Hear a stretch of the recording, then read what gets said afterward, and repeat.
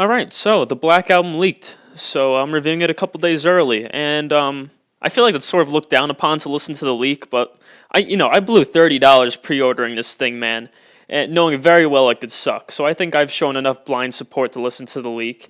And so I have, and I listened to it enough to not ruin the vinyl experience, but enough to have a good understanding of the album and to review it. And so here I am doing so.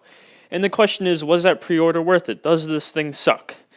And before we can answer that, you just love it or hate it, you have to recognize the Black Album's uniqueness in Weezer's discography. You see, if there's one thing you could say about Weezer, love them or hate them, it's that no matter what album they put out, it's consistent in its sound. They could put out something that's consistently pop, consistently bad, consistently bland, consistently sad. You get the idea. Consistently summer and good. The only exception is probably the Red Album, which is consistently inconsistent. It has some of the best songs in Weezer's discography, like The Angel and the One, and some of their worst, in my opinion. But that's besides the point. We could talk about that another day. What I'm trying to get at here is that the Black Album is truly unique in that each song is like its own isolated event. Everything is sort of unique sounding and different from the previous song.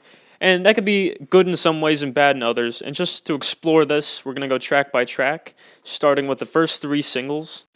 Now, I've already talked about Can't Knock the Hustle and Zombie Bastards at length in a previous video, but just to make a long story short, I gave both those songs a 6 out of 10. I found Can't Knock the Hustle to be pretty catchy with its hook, although the Hasta Luegos get a little grating for me, and I do like the Latin flavor. And then Zombie Bastards was also undeniably catchy. I think the pre-chorus is one of the best moments on this album. And although the chorus is a little sugary, I think the rest of the song is pretty good.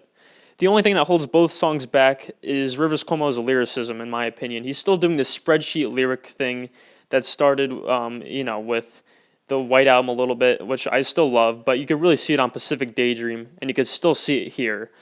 And yeah, just some of it's just nonsense. But luckily, the lyrics improve as we move through the album. So with that being said, let's move to High as a Kite. Now, High as a Kite is an excellent piece of melancholy pop rock. Everything from the smooth, mellow verses, and this is drastic, but the verses remind me of something off of Sgt. Pepper's. Just that nice, mellow piano coasting over the drum beat, and those flutes in the background, and the glockenspiel. It sounds like something that would come from that era or that album. And I love it. I just absolutely love it. And then that flows into the chorus, which is very energetic, and you can hear that melancholy in Rivers Cuomo's voice. And speaking of which, the lyrics on this are actually cohesive, and they're talking about something. They are talking about sort of escapism from an overwhelming world, at least for Rivers Cuomo. And the lyrics are executed very well. And the bridge is amazing. It's one of the best moments on this album. Those snare drums and those rising guitars, it just sounds excellent. And it's a double bridge. It's very interesting. And overall, it's one of my favorite songs off of here. And it might be one of my favorite songs in their discography. I guess we'll wait and see. But right now I'm feeling a 9 out of 10 on it. And then that gets followed by Living in LA. And I'm not going to dwell on this song for too long. I have nothing against pop music. But this is like algorithm pop music, like the type of stuff that is made meticulously to get onto the top 40 charts. Just everything from that light acoustic guitar to the filter on Rivers' voice to that chorus. And that chorus has no right being repeated 6 times. It gets kind of grating.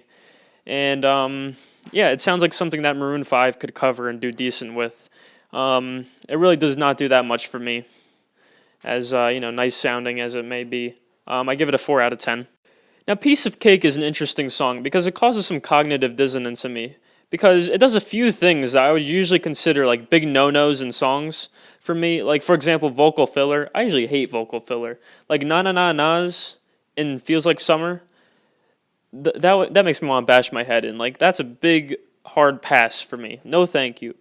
But the vocal filler here on the chorus, I honestly don't mind it. I hear it, and I hear the way that it's being delivered and the flow of it, and I'm like, yeah, that's catchy, and I don't mind it. And then this is also the return of Rivers' like spreadsheet lyrics that are lacking sometimes. Like, he says something like, go have some Sprite. And I was like, what? Like, did I hear that correctly? But honestly, I'm willing to overlook some of that because the verses just sound so pretty. with that nice little piano in the background, and there's like a light synth going on back there. And the melody on this is just beautiful for the verse and the chorus. And that chorus is the catchiest thing on this album for me, probably. And the guitar riffs that come in near the end of the chorus, all of it just works so well together that I'm willing to overlook some of what I would usually not like to give this an 8 out of 10. I'm Just Being Honest is another solid tune. I really like the lyrics on this one. I would call them humorous angst. Some lighthearted fun to be had there in the lyrics. They honestly got a chuckle out of me. And, not a lot of music does that for me, at least not purposely. Rivers Cuomo has done it. He's made me laugh before, but this time it's on purpose, and he did a good job. And I like the chorus. It could use a little more oomph. I especially like the verses. They're very laid back and mellow. I like the guitar work. I'd say the only downside, and I only found this out, I was on the Weezer subreddit, and if you're not on the Weezer subreddit, you got to go on there, man. Like, you see this Bean album? You like this Bean album? There's more where that came from. But anyways, someone mentioned how repetitive the drum loop is on this song, and now I can't unhear it. It's just the same boots, cats, and it gets on my nerves now. But that's the only downside. I'm going to give this a 7 out of 10.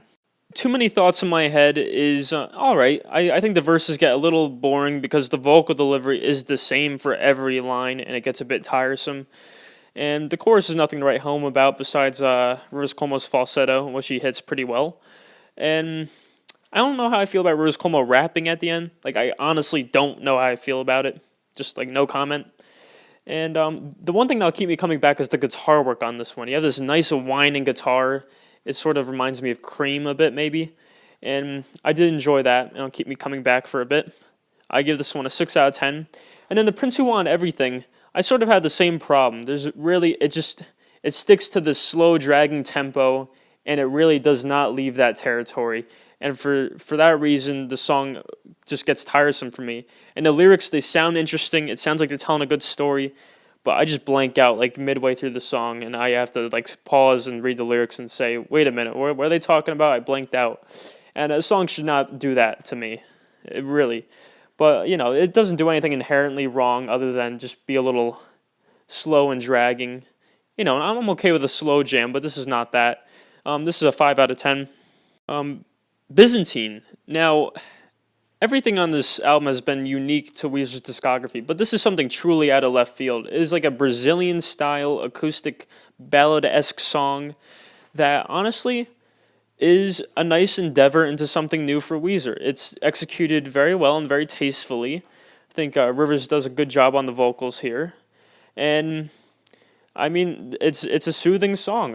You're not going to stop me from calling it elevator music, but, it doesn't really blow you away per se, but it is definitely interesting, and I guess you could call it experimental for Weezer, and I appreciate them trying something new, especially when it works this well. I'm going to give this a 7 out of 10, and now we're going to move on to California Snow, and buckle back up, because I got some stuff to say about California Snow. This should not have been the closer. 1, it shouldn't have been on the album. 2, it shouldn't have been on the closer. You just gave me Byzantine, a soft, soothing song that ends nice and quietly, and then you're going to slap me over the head with, these, annoying synths. That's okay? Here's a hint. It's not okay, okay? Whew. All right. I got to calm down. First off, the first verse is a lyrical travesty, and the woos that come after every line are the most uncalled for thing in Weezer's discography. Honestly, why is that a thing on this song? It doesn't have to be, but it is. But if you could just put those things aside and just say, okay, this is the song that's closing the Black Album, fine, so be it. It's an okay tune. The second verse, there's no woos. That's already a plus side. The lyrics are okay, and that piano riff is catchy as hell. And the chorus is, albeit simple, it's powerful, effective, and catchy. And the bridge on this thing is very pretty sounding. It's probably my favorite part of the song, which, didn't have to try too hard to be the best part of the song, but it is. And the outro is pretty cool, too. Even though the last word on the Black Album is a woo, you get some nice guitar licks on that outro. And with all that being weighed in, it's not the worst thing I ever heard. It's more like a 5 out of 10. Alright, so we reviewed all the songs. We can see how unique this track listing is now. Does it work as an album? And I'm gonna say this thing could have been way more cohesive. It sounds like I'm listening to two different albums. There's that one side that wants to be the pop rock anthems like California Snow, Zombie Bastards, Living in LA. And then there's the other side that wants to be a little darker, a little more experimental, like Byzantine, High as a Kite.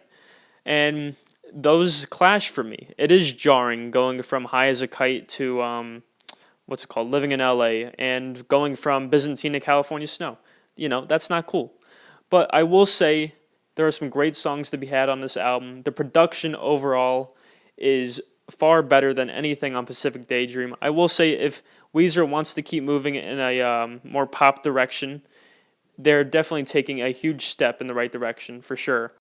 Now, if you average up all of the ratings I gave on each song, you get a 6.3 out of 10, which I will generously round up to a 6.5 out of 10 as the final score. I think that's more than fair. That would put it at like upper mid-tier Weezer for me, maybe like 6th or 7th best in their discography out of like 13 albums. So I'd say that's pretty solid for what they were doing here. And well, that concludes this review. So what'd you guys think? Please, I openly invite your opinion down below. Did you think more of it, less of it, or do you agree with me? And I think the next thing on my radar is the new Cage the Elephant album, which is out April 19th. So if you want to see me review that, please do stick around, subscribe. And is there anything else that should be on my radar in terms of new music? Please do let me know. I'm always open to that. And otherwise, that about does it.